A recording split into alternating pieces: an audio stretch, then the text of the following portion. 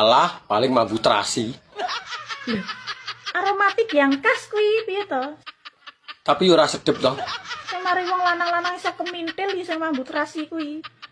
Jare sapa? Nek dibukakne yo ngaceng sendika dawuh lho. Lah tarah normal lho. Macem-macem karo lobang sing mambu terasi. Nyapa? Berewangi mergawe ngalur ngidul ngitan ngulon apa? Sing mambu terasi kuwi. Direwangi nyambut gawe lho, golek dhuwit. Mbok rewangi gelut karo kancamu apa? Belani sing mambu terasi. Lah wong gelut e lho ora tau. Aku lho ora iso gelut. Rewangi bengi-bengi ra turu apa? Mikirno sing mambu terasi. Jare sapa? Bengi ra iso turu lho mergo wetenge luwe. Sapa sing mikire mambu terasi? Gayamu paling mambu terasi. Tarah iya lho. Diuseri ae. Gelem kok kowe. Paling yo Assalamualaikum. Yo, waalaikumsalam. Tuh kerja nanti, Pak De. Nganggur. Gua nganggur. Tapi anak kalian. Aku yang kerjaan, Pak De. Harian mau borongan. Burungan. Piro? 500.000. Borongan apa yuk? Anu, apa ngecat. Oh iya, iso. Yen gelem sesuk tak ternong gone. Oh iya, iso. Ngecat omah tawon. Oh lambat.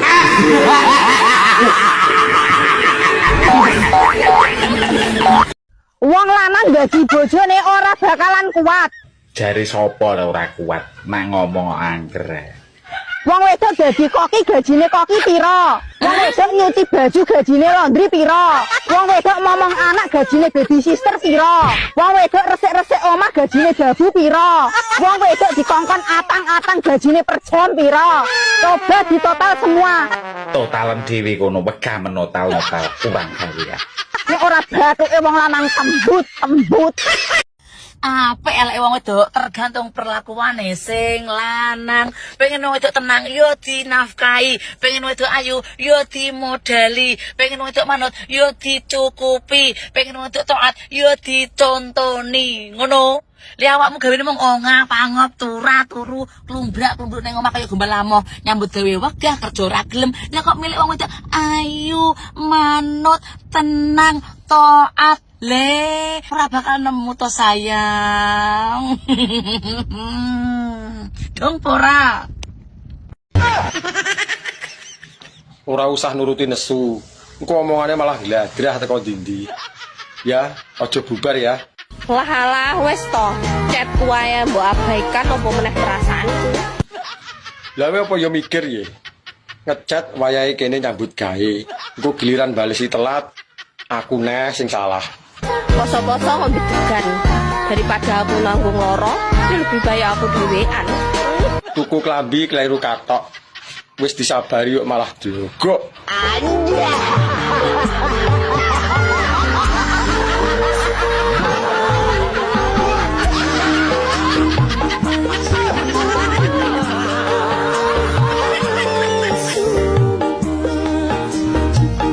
Sedih aku, pokoknya aku dino iki sik sedih iki.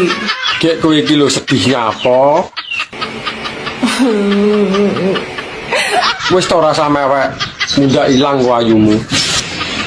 Lah perkarane iki apa? Kok ngantek sedih? Aku sedih. Mamung ora mbok jak iclik. Lah we tak enteni kesuwen kok ngantek keturun to aku. Lah nyapa ora mbok gugah iki.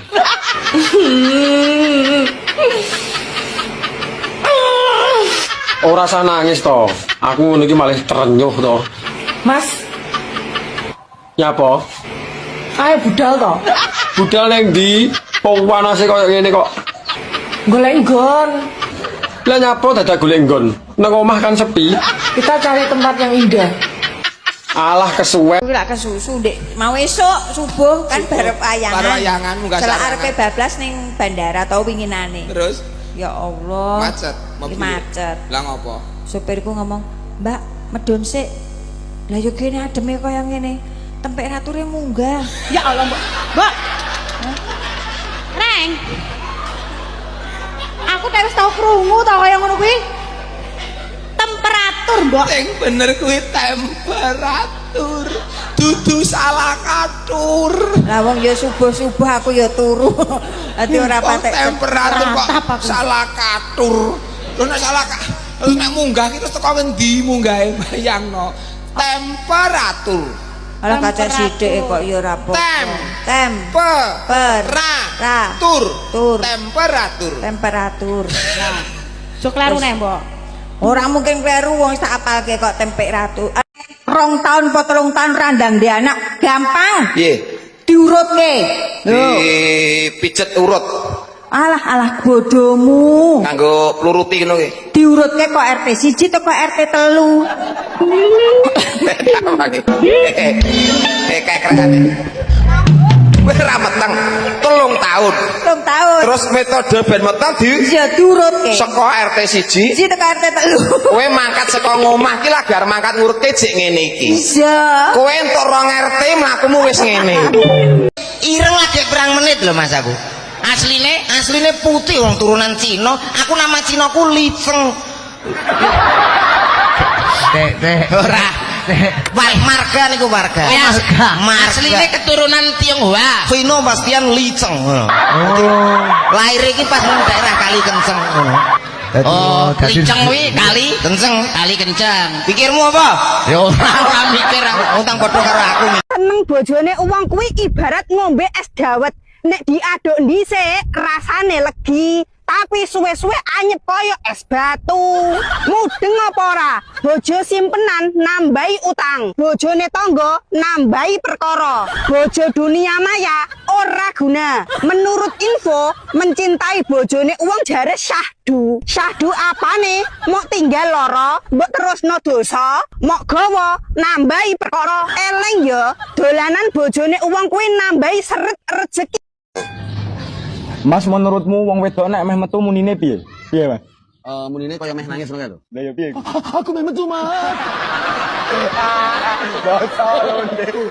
Wong lanang iso kelon karo lonte, tapi seiso cinta karo wong wedok.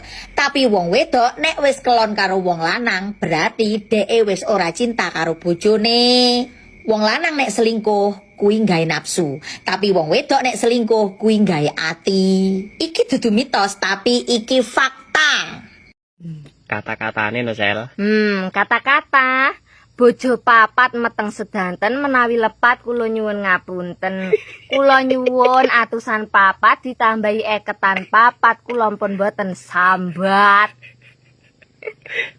Nyuwun. Zaman biyen nikah biaya 10 juta wis entuk bojo ayu, pinter masak, pinter maca, pinter nyayang bojo, pinter sembayang nisan.